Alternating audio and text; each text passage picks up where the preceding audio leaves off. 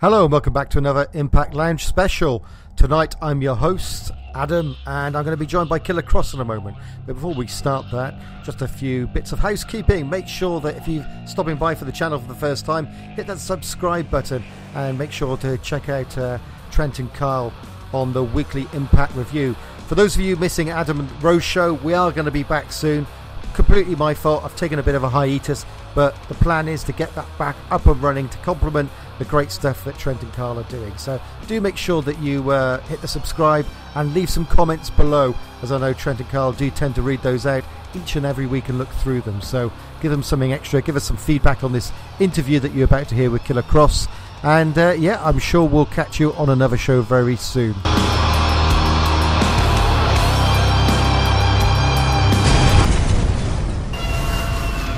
Hello, John. You're gonna need a miracle to get out of this one alive tonight. It doesn't really feel like divine intervention has really been in your favor as of late. If you think about it, it kind of almost feels like a 3-on-1 handicap match. And every single person in this match, technically, has beaten you. I hope you're focused. Because if you're not, a man's mind tends to wander. When a man's mind wanders, it becomes susceptible to being assaulted.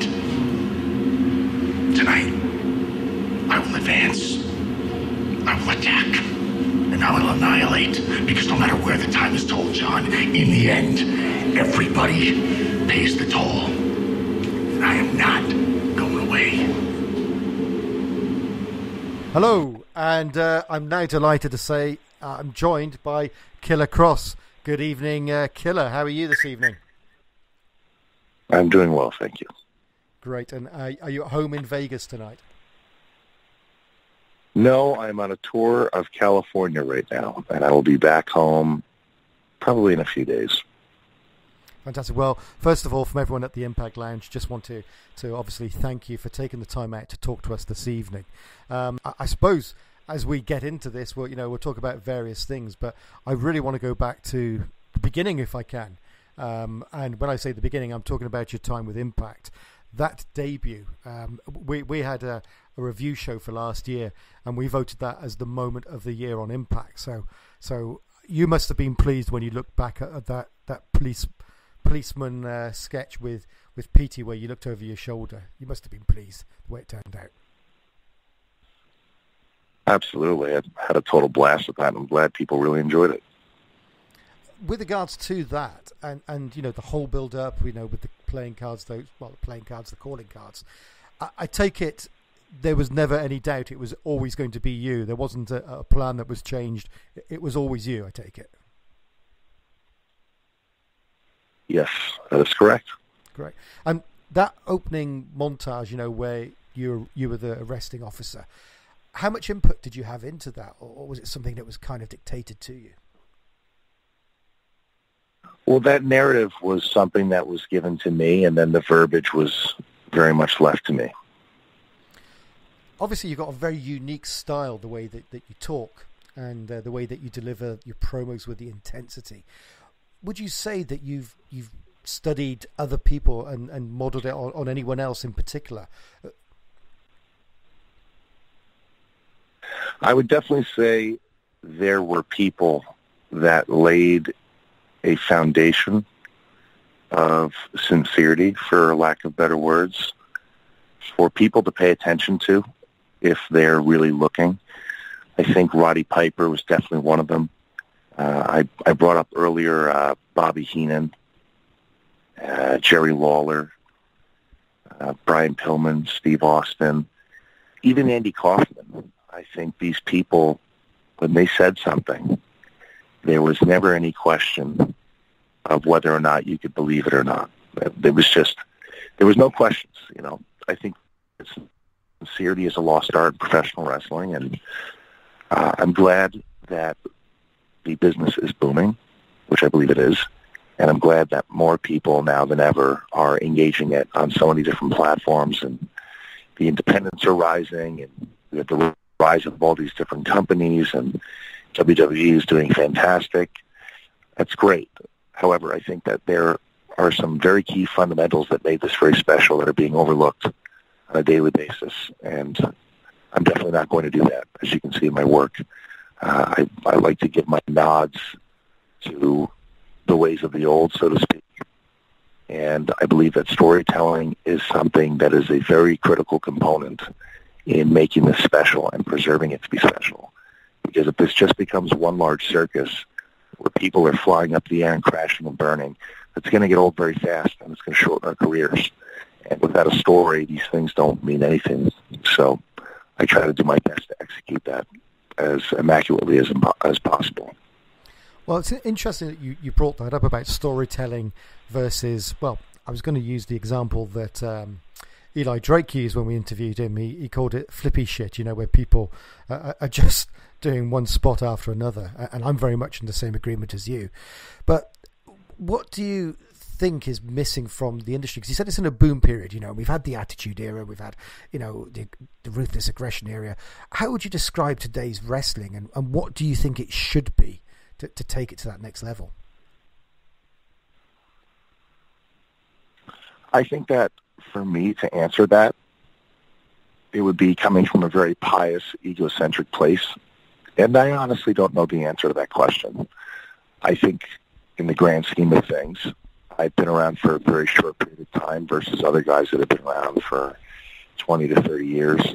I would humbly, and I'm not trying to dodge the question, but I would humbly leave that question to someone who's been in deep, who's been a promoter, who's been a wrestler, someone who's agented, someone who's had various different jobs and different accountabilities and responsibilities in the business to answer that, because they'll be able to give you a sincere answer and a very confident answer. All I can tell you is in that general sense is, from what I observe, people are just not in that suspended place of belief as they used to be. And I think the way professional wrestling has been conditioning the audience, whether it has been on purpose or it has been inadvertently, is a lot of these guys that are abandoning stories are going out there in an exhibition-style performance, and they are turning the fans into these, for lack of better words, these egocentric critics. Like, a lot of people are watching pro wrestling just to critique it. And I think that's probably also a reflection of the social state of society. A lot of people believe nowadays in the common era that being a pseudo-intellectual and passing judgment on everything is sort of a projection of personal intelligence, and it's not. You can ridicule and critique anything. You don't have to be very intelligent to do that. But there seems to be a false sense of entitlement to pass judgment on everything, and there's quite a bit of that in the fan bases of wrestling, and that's fine. They can do that. They pay a ticket. If they're watching and they're enjoying it, that's fantastic. But I just think that a lot of the blame goes on people in our business that don't have a lot of guidance, that maybe weren't trained to the best that they could have been, and they're going out there and they're giving away things that are not going to be conducive to the overall success of the industry in the long run. Absolutely. And just on that note, by the way, we won't be talking about the coming weeks that have obviously been leaked online. That's not a territory for tonight's conversation. But I do want to pick up on a couple of things you said there, because I agree with you totally that, with the pulling back of the curtain to some extent, it's affected the way that people watch wrestling. Now, when you said you haven't been in the industry that long, but in the grand scheme of things, but you must have made a conscious decision at some point that you wanted to go character driven, because let's face it, you're a great athlete as well. So you had that crossroads. So would it be fair to say that it's because of what you enjoyed growing up is the reason why you've gone down that focused, character-driven wrestler? Absolutely. And I was just always able to directly identify with what I loved the most about pro wrestling or sports entertainment, however you'd like to refer to it. And it was the stories. I mean, the fact of the matter is, and a lot of people won't like me saying this, And I'm not advocating it, but little children can do a lot of these moves that the wrestlers are doing in the ring on a king-size bed. So what is it exactly, when you get down to the science and the nitty-gritty of it, what is it exactly that people are tuning in to watch? Are they really tuning in to watch the moves? Or are they tuning in to watch the oldest story in the world, light versus dark, with different elements and different chemistry and different pieces and components? Maybe this time Raw will defeat Set, or maybe this time Set will defeat Raw. There's a lot of really powerful elements in this performance art, and I'm not speaking from a place of my own ego passing judgment on guys that do abandon storytelling, but pro wrestling is a performance art based on storytelling, and it never ever even crossed my mind to abandon this in my own personal education and development as a professional wrestler. This is absolutely paramount. It's critical. And I just never even observed myself doing this without that. It was never even an option. It was just not in my imagination wheel. I love the fact of what you just said, because I share exactly the same thoughts with regards to the art of storytelling. Did you wish that you kind of were in, your age now, 15 years ago or 20 years ago? Would you rather have been around in that time where storytelling was, the crux of wrestling? I understand your question, and I would have enjoyed it, being a part of that era. However, I have to observe my situation now with the utmost gratitude, because in a way, my work is standing out more than ever, because people are just deliberately choosing not to be the best version of themselves, or they're just under a different impression that the way they are is the best version of themselves now. And because there's been such an abandonment of storytelling, I think that the storytellers in general, not even just myself, have become that much more important to what it is that we do. So I find a lot of gratitude in the time, place, and era I'm in right now. And to be honest, so I don't sound too overcritical, I love a good David and Goliath story, and I think that fans do as well. So being able to work with all of the acrobats in our business has always been a great pleasure, and I think anyone who knows me will tell you that I enjoy it. I've been working in Lucha Libre for a very long time. I love Lucha Libre, and a lot of people become confused when they find out that I'm there, because they go, "Oh, do you wear a mask?" No, I don't. Well, do you do all of the dives and all that? No, I don't. However, Lucha Libre, I understand who I am in Lucha Libre. I'm not going in there to be everything else they already have. I'm going in there as an alternative.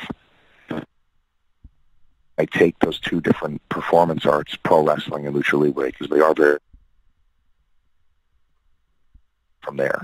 And I've even, too, had the privilege to get some of my own ability of storytelling into my Lucha Libre matches, and which is offering, a different sort of look versus what they've had. So it's all relative, I guess, what I'm kind of leading into here.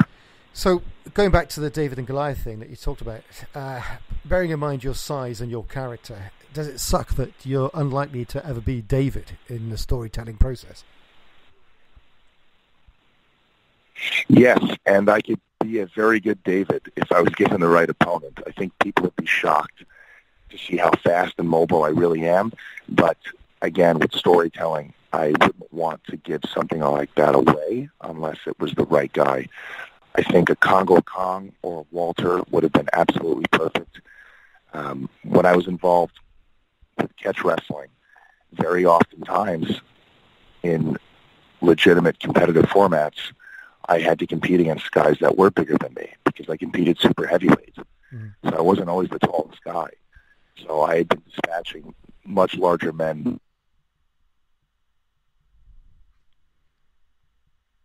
And if we get the right opponents on television, I'll be able to showcase that in a very entertaining way. Good. I think it'll surprise people. Well, do you know, I said that you'll never be the David, but when I think back to, some of the greatest David and Goliath story, like The Rock or Austin having to go through, 7 stages of hell, that kind of thing, it worked for them, and they're not exactly small guys. So look forward to that, to the day. Now, just going back to the storytelling process, I want to find out what, how it works for you within Impact. I'm interested in that. But obviously, one of, the most controversial creative minds in wrestling when it came to storytelling would have been Vince Russo. Have you ever met the guy, or would you have liked to have worked with him at all?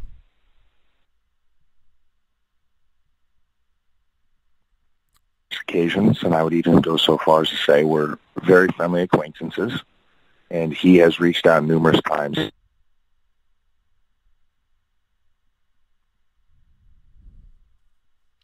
Watched everything he wrote growing up, and I really, really enjoyed it. And if there was an opportunity for us to work together in a conducive sense where it's something people would want to watch and see, I would do it in a heartbeat.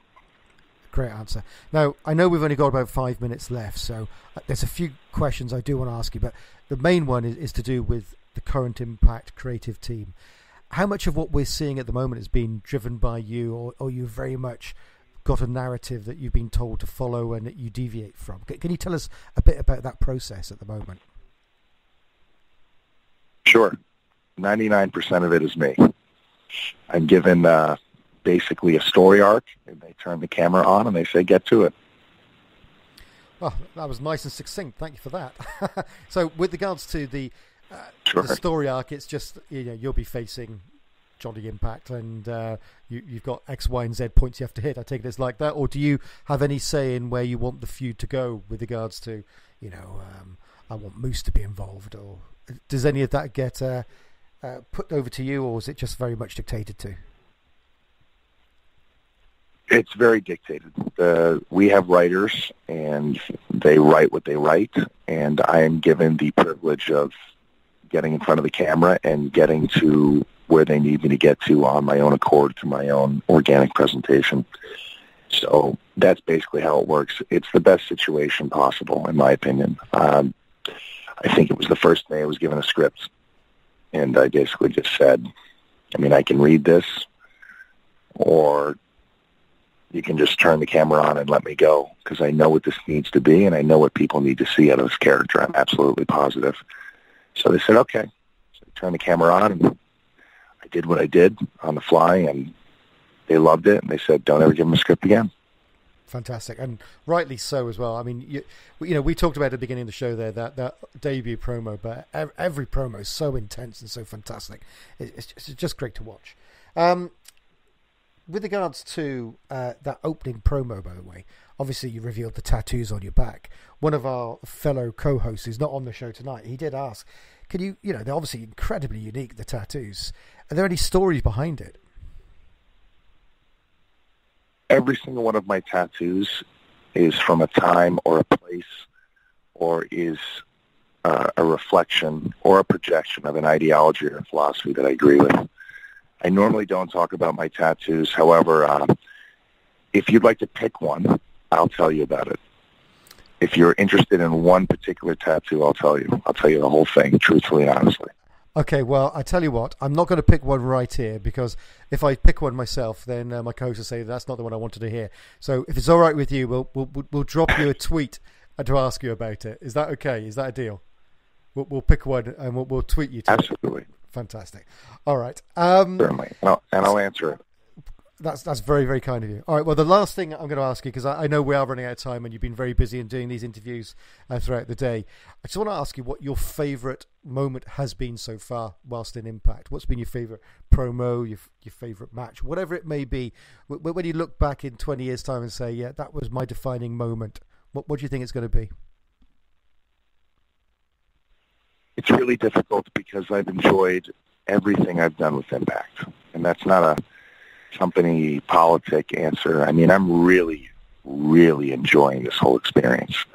I haven't had a bad experience yet at work, to be totally honest with you. And I think I'm very lucky. I'm very lucky and I'm very fortunate, because sometimes this becomes a job for people, and it doesn't feel like that at all. I would have to say my match with Petey Williams still, I think, was very, very important. It was a blast, and it was sort of the payoff to what people were seeing. On the other hand, I've really enjoyed all of my confrontations with Johnny Impact. Final Hour in New York was a blast.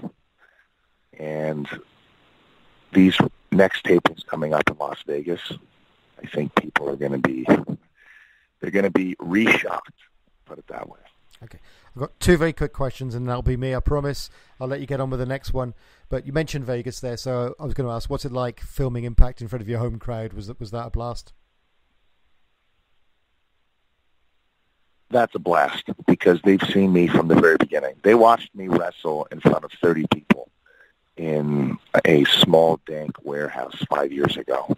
And they've literally watched me. There's people in that audience that have watched my very first match.